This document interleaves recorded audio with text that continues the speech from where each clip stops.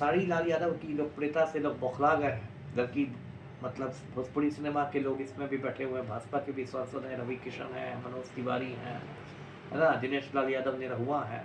लेकिन खेसारी के आने से इन लोग को पेट में दर्द हो गया। खेसारी लाल यादव के घर में अवैध निर्माण हुआ है, तो इसकी याद बम्बई नगर निगम को तब याद आई जब वो बिहार में चुनाव लड़ रहे हैं। और आज यदि वो भाजपा में शामिल हो जाएं, तो भाजपा तो वॉशिंग मशीन है, तो रातों रात प्रखर राष्ट्रवादी हो जाएंगे।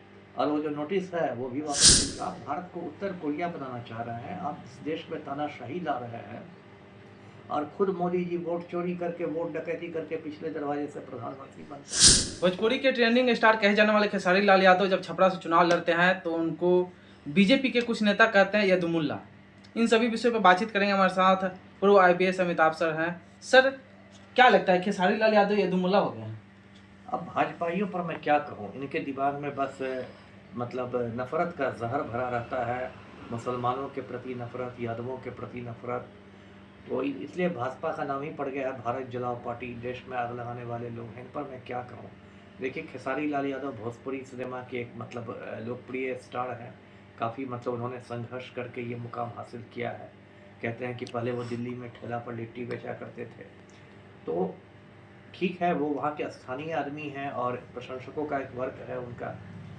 अब खेसारी लाल यादव की लोकप्रियता से लोग बौखला गए हैं, जबकि मतलब भोजपुरी सिनेमा के लोग इसमें भी बैठे हुए हैं, भाजपा के भी सांसद हैं, रवि किशन हैं, मनोज तिवारी हैं, है ना, दिनेश लाल यादव निरहुआ हैं।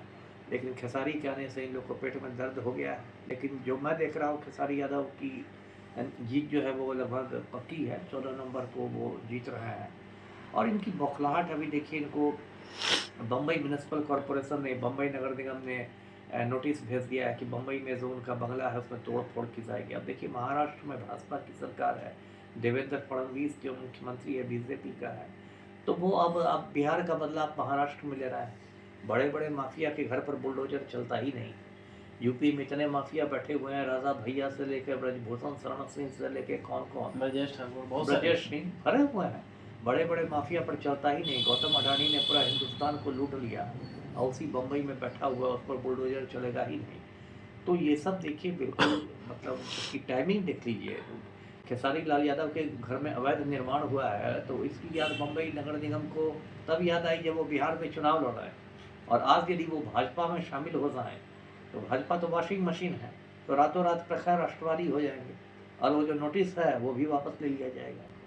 तो जनता सब देख रही है, सब समझ रही है।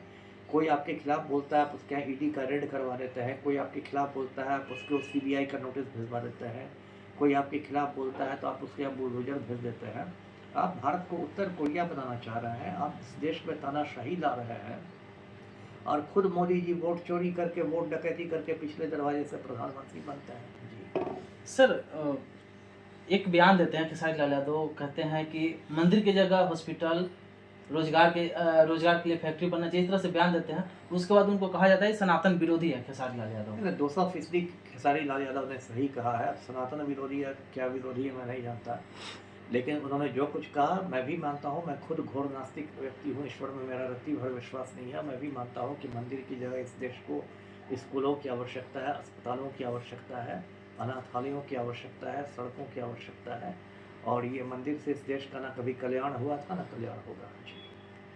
सर, तो किस तरह से देखते हैं कि बिहार की राजनीति के जो बीजेपी के विरुद्ध में जाता है उसको या तो देशद्रोही बता दिया जाता है या सनातन विरोधी बता दिया जाता है, तो क्या मैंने बिहार की राजनीति से लेकर के पूरा देश की राजनीति में किस तरह से देखते हैं सर?